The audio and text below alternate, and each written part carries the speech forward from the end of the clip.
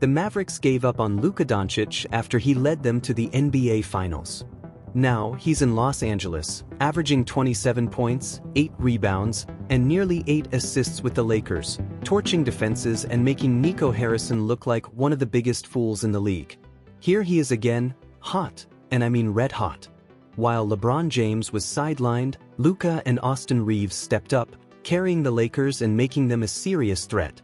Over the last 10 games, Luka's numbers have been even better: 31.1 points, nearly 9 rebounds, 7.5 assists, and 42.6% shooting from 3. Did the Mavericks just hand the Lakers their next championship? With LeBron by his side, the Lakers are looking terrifying. Meanwhile, the Mavericks are falling apart. Anthony Davis returning won't be enough to turn things around now. Plenty has been said about why and how this shocking deal happened.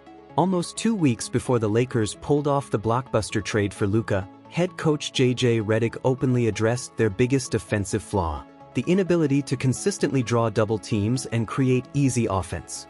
"We don't have a guy on our team that's going to necessarily always draw two to the ball," Redick admitted in late January. "We don't have a guy that's going to be able to get past his guy one-on-one, get to the paint, and spread it out to the perimeter. That's just not our team." The Lakers had a geometry problem to solve. LeBron James and Anthony Davis still commanded significant defensive attention, but it wasn't enough to consistently generate open, high-percentage shots all over the floor like the best, most efficient offenses in the NBA, such as Boston or Cleveland. So how does Luka change this for the Lakers? Luka is one of the league's elite pick-and-roll operators.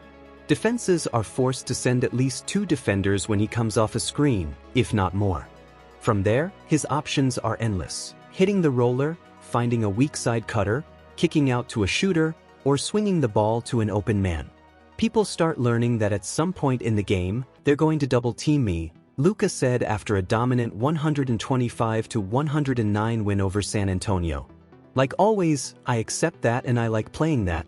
It saves my energy, and we just get to play 4-on-3. I think guys are doing great out of that." With LeBron sidelined for 7 games due to a groin strain, Luka has faced even more defensive pressure but hasn't slowed down. He's continued to put up elite numbers, control the flow of the offense, and make plays even while battling lower body injuries that affect his shooting. He remains a master at controlling the pace, getting to the free throw line, and stuffing the stat sheet. His presence has reshaped the Lakers' offense. The team has embraced their preseason vision of becoming a high-volume three-point shooting team, attempting 40.5 threes per game, a hallmark of modern championship contenders. Since Luka's debut on February 10th, the Lakers have raised their three-point attempts to 42.3 per 100 possessions, the second highest in the NBA. Before the trade, they ranked near the bottom at just 34.3 attempts. With Luka on the floor, their three-point frequency has jumped by 6%, putting them in the 94th percentile league-wide. Luka's deep shooting range forces opponents to guard him beyond 30 feet, putting defenses in a bind. They either let him hit his signature step-back 3 or send extra help and watch him dissect defenses with his passing. 90% of the time, people are blitzing him, Austin Reaves explained. He makes the right play out of the blitz. He doesn't force it, so you're playing 4-on-3. It comes down to making the right reads and passing to the open guy. And what about the Luka-LeBron duo? Their chemistry was clear from the very first game they played together. Sure, they both like having the ball, but they're smart enough as basketball players not to get in each other's way. Plus, they're both big, skilled players, making their fit even more seamless. After an impressive win against the Denver Nuggets, LeBron summed it up perfectly: "I'm a natural-born wide receiver, and he's a natural-born quarterback, so it fits perfectly. I've been running the floor in the lanes my whole life, and he's been throwing out great passes his whole life. It's not hard to get a rhythm. It's just about eye contact, and him being the great quarterback that he is, and I'm the recipient of it." The results spoke for themselves. The Lakers went 6-1 in their next 7 games with Luka playing his way back into shape. But just as things were clicking, LeBron went down with an injury, forcing the Lakers to face their first real test of the Luka era. Rather than panic, the Lakers used this as an opportunity to retool their system on the fly, building even more of their offensive identity around Luka's skill set. The Lakers have built a devastating two-man game around Luka and Jackson Hayes. Yes, Jackson Hayes. And his impact has been quietly essential to their resurgence. Since replacing Davis in the starting lineup on January 30th, Hayes has led the NBA in field goal percentage. Luka's always thrived with a vertical lob threat alongside him, as he did in Dallas with players like Derek Lively and Daniel Gafford, which is why the Lakers targeted Mark Williams before rescinding the trade. But Hayes has stepped up in that role, emerging as one of the league's most efficient finishers. Another key development has been the growing chemistry between Luka and Reeves.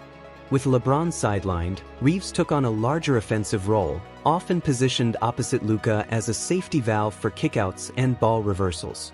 Defenses that leave Reeves open pay the price, as he's knocking down 37% of his catch-and-shoot threes.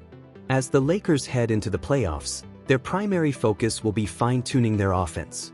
Their defense has been solid, but their offense is still a work in progress. However, they're confident they're on the right track. "I think it's all going to come together," Redick said. "We're finishing, we're passing, we're taking care of the basketball, we're making threes, but I'm pleased with how we're generating good looks consistently." As for the other side of the generational trade, the fire and ire are still alive among Mavericks fans. It's gotten so bad in Dallas that in some recent games, the Mavericks had more players in street clothes than available players. Dallas was just one player away from a technical forfeit. This isn't what people expected from the Mavericks.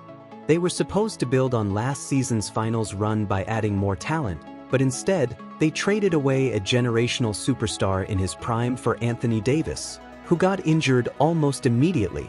Then, as if things couldn't get worse, Kyrie Irving tore his ACL, ending his season. The fan base has turned on management.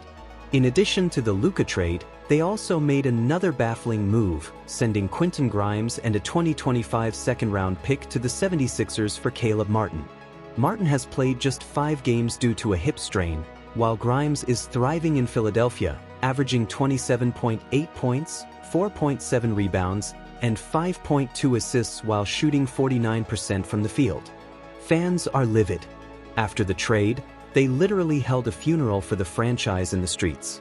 Protests have erupted both inside and outside the arena, and no matter how much they love Kyrie, Luka, and the rest of the squad, they can't shake the frustration and heartbreak.